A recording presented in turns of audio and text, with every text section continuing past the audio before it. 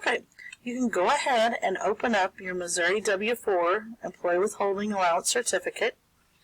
Okay, and to do this, your basic information again, we'll fill out your full name. You put yours. We have our Social Security number, 123456789, and your home address.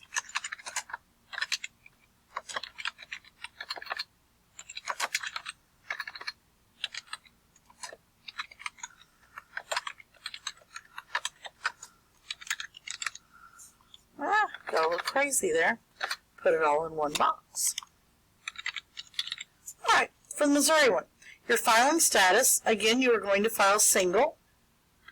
If you want any additional withholding taken out, let's say when you get ready to pay your taxes on April 15th, you owe a lot of money. Well, if you wanted to make sure you didn't owe that much money, you could actually put additional withholding. Okay, and maybe you could make it $100 or you could make it $200, only if you're having to pay in quite a bit. Okay, would you want an additional withholding?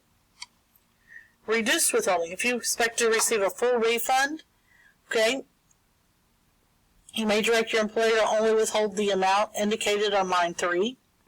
Okay, so you can give them a specific amount to withhold. Or you can, number 4, you can claim exempt status.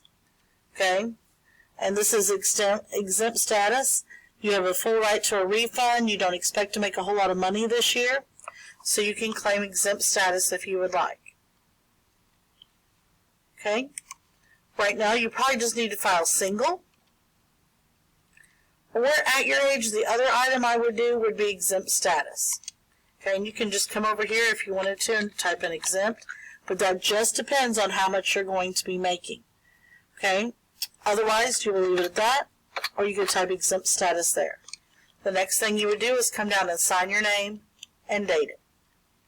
And you're wondering at this time, why are we filling these out? When we start doing payroll taxes in just a little bit, I'll refer back to these forms about how you had to fill it out. Thanks.